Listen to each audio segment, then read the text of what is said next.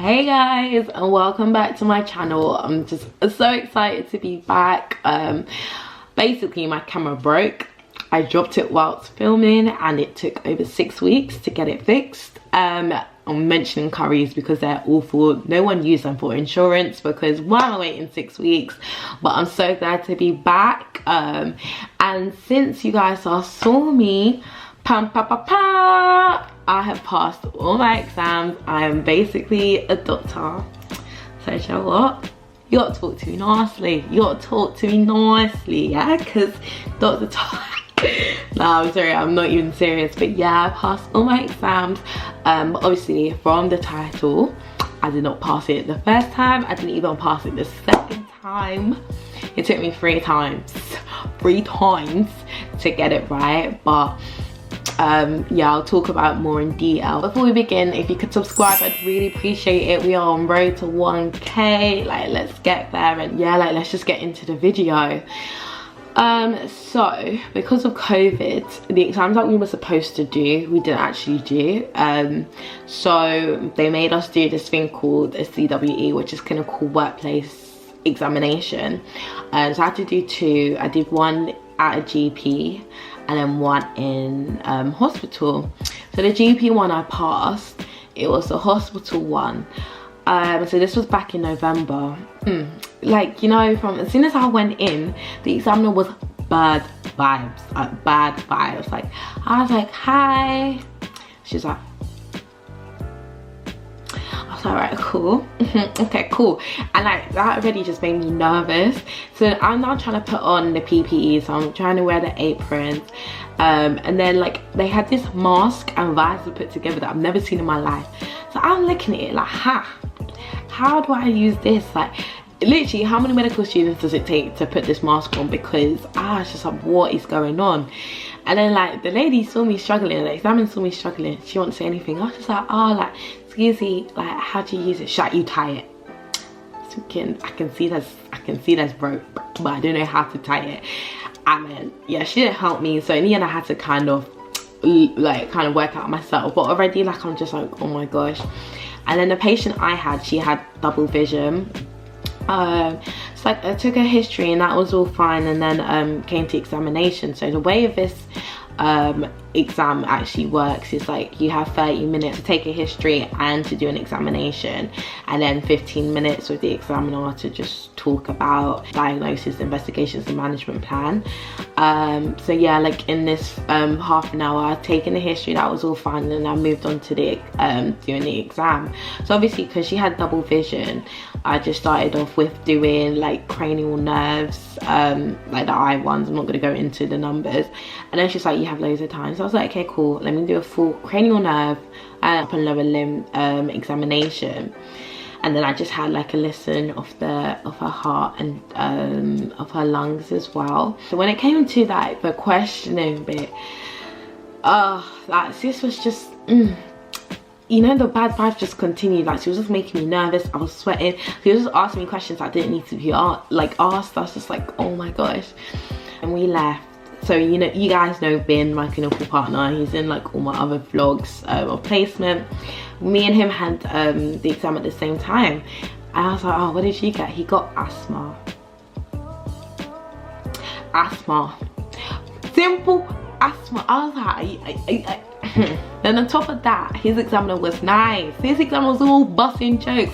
Like, apparently his examiner was like, you must be Marie. Obviously Ben's a boy, so he is all busting jokes. I was like, oh, must be nice. Like, so then I found out in January that I failed that one. I was just like, I was just mad, just because I was just like that examiner. But obviously, like, when I look back at it, like, there's always room for improvement. Like, I definitely could have been more slick in terms of the examinations. And then they also wanted me to do a secondary examination, so like that's just covering everything in general, but like really quick. So should have done chest expansion. I should have also felt the abdomen as well. But yeah, I was just like, okay, cool, like, you live and you learn. So they said I had to do another one of that CWE at the end of January. So this one I was like, okay, my problem was the examination. So I practiced, like I was so sick with all the examinations, and like history taken, I've always been good at it anyway. Also like for me, formulating the management plan, just because it's not something that we've been taught. Like in 3rd year we didn't have to do that, you're just saying what the diagnosis is, and then in 4th year again, like we didn't really do management plans in like our own placement, so it was just something that I wasn't used to. So that was something that I did try to work on as well. Like I was just going over like all the common diagnosis and like what you should do. The guy that was running it, like one of the doctors, he was like, don't worry, these are hand-picked, you're gonna be fine, da da da da da. So I was thinking, so what, hand-picked, it's gonna be a calm case, like it's not going to be anything mad, like Marie, you've got this. Like honestly, I was so confident. I was like, no Marie, you've got this, because you've been practicing, like you know this, yeah, come on. So get there, and like the doctor that was examining me, he was so nice. This was obviously like kind of peak COVID, so I had to do like full PPE, wear a visor, mask, everything, like get in. So I was just like to the patient, like, so hi, my name is Marie, I'm a final year medical student, what's brought you in today? I have MDS. I said,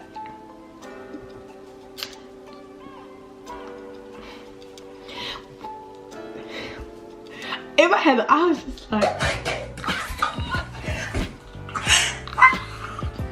what is MDS? What is MDS?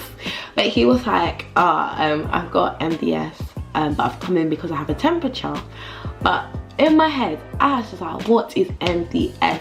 What is MDS? What is MDS? Because like initially I thought that motor neuron disease, and I was like, wait, the letters aren't lettering, because motor neuron disease is MND, this is MDS. I was like, yo, I don't know what this is. Like, and like that is literally where I went wrong, because in my head I was just like, I don't know what it is, I don't know what it is, when like in hindsight it didn't even matter. Like the main thing was that he had a temperature, so obviously he has an infection. I was spending the history trying to work out what MDS is, which obviously was not what I was supposed to do, and if there was no MDS I would not be asking those questions, which is also a thing that I find so annoying, because in real life, either, okay, you're clerking, but if it was someone that was on the ward, because the patient was already on the ward, I would have had access to their notes, I would have been able to see what MDS is. But yeah, so I'm trying to get it out of him. I'm not really getting much about what MDS is, so I was just like, hey yo, let's just ask him. I was like, so sorry, what is MDS? And he said it so fast, and he said it in a way that, how do you not know? So I was like, okay, right, okay. So kind of further on, like he kind of dropped that he's been having chemotherapy, so I was like, oh okay, it must be something cancer related, cool. And then I was just like, I need to do the examination, I need to do the examination, but I didn't really know what was going on because I spent most of the time about MDS. I didn't really ask too much about the temperature and stuff. So I just went with doing an abdominal examination, which, like, you know, obviously because I've been practicing, it was good. The examination was good, and I made sure I did like the secondary examination as well. And then I had a little bit of time at the end, so I was just asking like a few more questions, and then I kind of worked out the possibility of where the infection could have been. But then it was literally like, the examiner was like, okay, time's up, and then it's like you go out straight away, and then you just have to answer all these questions. And I didn't have time to like even process what was going on. So yeah, like I was like, okay, he has an infection. I need to try and work out where the infection was.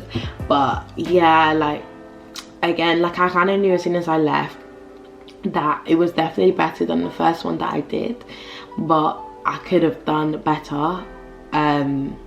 I just panicked because of when I didn't know what MDS was.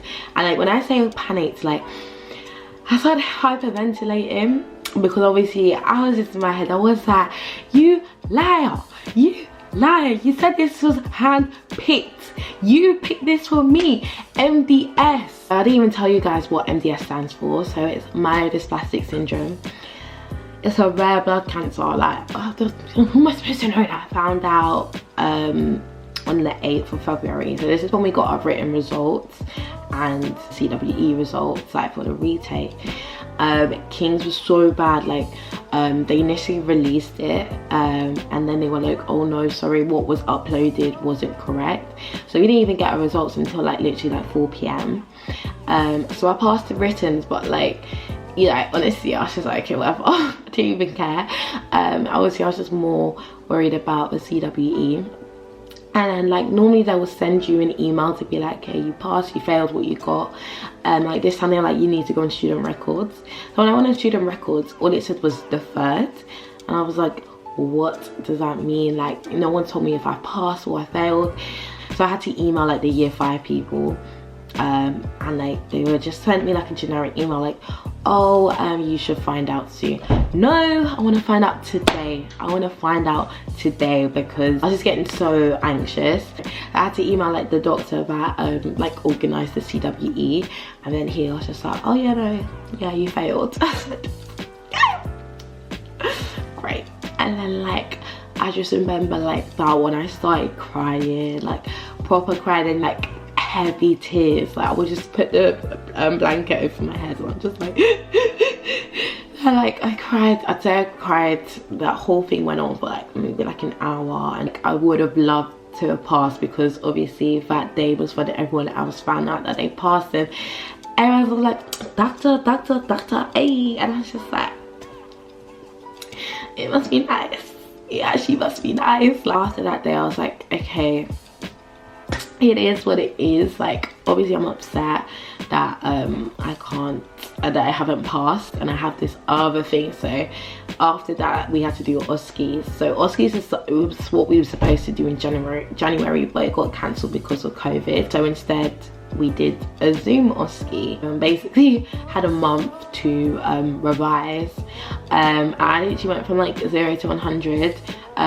With OSCEs, the last time I did my OSCEs was in 3rd year, which was 3 years ago, because I had a gap to do my IBSC, and my 4th year one got cancelled because of COVID. So yeah, like it's been a while since I'd done it.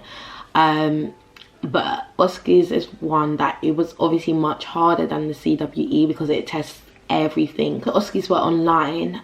All the patients were simulated patients, which means they're actors basically. So the exam lasted 4 hours. Like it was actually really long, and it would be like each station was 15 minutes slot, but it was actually 8 minutes to do the station. You had like 2 minutes to read the vignette. So the vignette would tell you what's going on in the station. So like the patient, where you are, what's happening and what you have to do. So it will say take a history, explain the diagnosis, do an A to E assessment, whatever it is. So like you know what you're kind of walking into. There was like 5 minutes buffering in case there was any problems with Wi-Fi or anything like that. But yeah, like OSCEs, it made me like revise everything, which I would have had to know anyway as a doctor. So that's how I was looking at it, as even though it's annoying, like everyone else gets to enjoy, this is stuff that I need to know. To be honest, I actually enjoyed the revision. It wasn't like writtens where it's just you're reading stuff and trying to go over it. Like a practical examination where you're taking a history, you're trying to formulate the diagnosis. Like I really do actually like that. Like it's very satisfying when you're getting all this information and you can work out like this is the diagnosis and what you need to do to exclude. And I also got to say like a really big shout out to the senior staff at King's. So there was 3 in particular, because literally from the next week we had teaching basically every day, like 3 to 5, and they were so helpful. Like we were just doing the OSCE scenarios, and your faculty, even they told me as well, like after, like how much I've actually grown. And I think sort of like when you're in medical school, like you really do get imposter syndrome. It's so hard not to, especially like obviously if you come from your school and like you're the top and the smartest and always doing well in school, and you kind of come into medical school, and because everything is ranked and you're kind of competing against everyone, it's not like everyone can enjoy it. Like, you know, in school everybody can get an A star or 9s or whatever you guys are now on. Whereas like here, not everyone's gonna be able to enjoy. Like somebody has to be bottom, somebody actually has to be bottom. I feel like in medical school you kind of don't really talk to people about your rankings too much. You don't really know people's rankings like that or what they get. And I think because you're kind of used to getting like really high marks in school and you're not getting those, like in school you can easily get 80-90%. Medical school, I've never, like honestly I've never achieved that, never achieved 80 or 90, like no. So it's hard to not think that you're not that good. Kind of got that, like when in terms of OSCEs, like I was just, because I hadn't practiced it, when they first asked, like in our first session, they're like, okay, like who wants to volunteer to do like the practice station? I was like, please, that no. And then like it was something that they picked up and they were just like, you just need to do it. But like yeah, near the end, like I would be the first one to volunteer and like just get stuck into it. And it kind of reminded me of when I was back in school, and you know, especially in sixth form when you're in a small group, like you know everyone, like you're comfortable with everyone anyway, so like you're happy to put your hand up and answer questions even if you get it wrong, it doesn't matter. Whereas like obviously medical school, especially King's, is so big that you don't know, you don't get to know people and you kind of don't want to be wrong, like, and it kind of, it does hinder your learning. Like there was one key moment for me. It was literally less than a week before I did the OSCEs, and I volunteered to do a station, and it was an A to E assessment. It's a very steep learning curve. I thought I do know how to do the A to E assessment, but doing it in that, like only in 6 minutes to take a brief history and to do an A to E assessment, it's a lot. Obviously doing it, I was like, okay, like I know exactly what I need to do, what I shouldn't do. I spent way too long taking the history when the main thing for that station is just to do the assessment, and also like making sure that I treat as I go. When I did it for the practice, I just ran out of time and I was like, oh my gosh. Whereas like you feel like when you're reading it, or you watch someone else do it, that you know what to do, but it's only when you actually step in to do it yourself where you actually truly learn. And I didn't even panic. I was like, oh my gosh, it's only a few days before the OSCEs, but senior staff let me do it again, and like the second time so much better. Like I knew what to do, so I was like, okay, like it's fine. Like I didn't even let it panic me at all. And in the actual OSCEs I was great. We had 2 stations of A to E and I was great in both of them. So like it was the whole process was a steep learning curve. Like it's not nice failing, I'll tell you that for free. It's not nice, and especially I was like, oh my gosh, I've gone through the whole of medical school and I've not failed, and it's like the final year, like literally the final step, and I failed. And the fact that I failed it again, you definitely start doubting yourself. So I was just literally like, what if I actually don't pass? What if I have to redo 5th year? Like all these years that I worked for, I have to redo 5th year. Like these things like start going through your head and you actually do start doubting yourself. Especially like the second one, I did start doubting myself when I failed.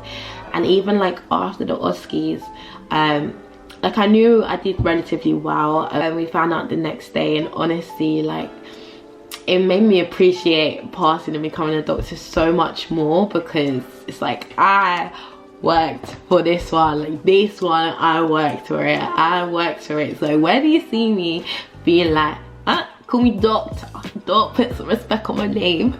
Yeah, I worked for it. So yeah, no, everyone has to call me doctor. But yeah, like it was a really steep learning curve. I learned a lot, and it kind of proved to me as well that like I do deserve to be a doctor. Like I did for hard exam. Like CWE is much easier than OSCEs. Obviously I failed those ones, but like in a way I feel like everything just happens for a reason. Like I know if I had asthma I would have passed first time, but then I feel like me doing the OSCEs now has made me more ready to be a doctor, and it has shown me like you actually know a lot, like you really do know a lot. and you was able to show that over 12 stations. Like, it's a lot of stations. Instead of where CWE is just one patient, and again, like, literally depends. Like, some people got a really nice patient or a nice examiner, some people got harder ones. Yeah, like, I kind of just wanted to do this video to kind of just show that it's okay to fail. I think everyone's so afraid to show their failure, especially like in medicine, because like I feel like there'll probably be some people in the comments being like, she failed her exams, why is she a doctor, I don't want her to treat me, blah blah blah. Like, no, like, they would not pass me if I wasn't competent. Like, that is the whole point of why they do all of this, is to show that you're competent. And I've done 5 years. I've done 6 years, but 5 years of medical school. It's not like I've just done 1 year. Like, I've been doing this, I know it's made me a better doctor. Like, it will make me a better doctor. It's just shown me that, like, it is okay to seek help. This, honestly, like, the senior faculty was so amazing. Like, I can't like stop singing their praises. Like, they were so good and so helpful, and they really did want us to pass. I would say that one big tip is, if you feel like you're struggling, even if like maybe you just passed your exam or whatever, go to your educational supervisor or go to senior members of your medical school. Like, they will help you. There is academic support in place to help you. So yeah, like, that is my story of how I failed my finals, but a girl is out here, a doctor, basically. I've passed all my exams. I passed the writtens, passed the OSCEs, so that's all my exams done. So yeah, like, don't give up. That's my motto to leave with this video. And I'll see you guys in the next video.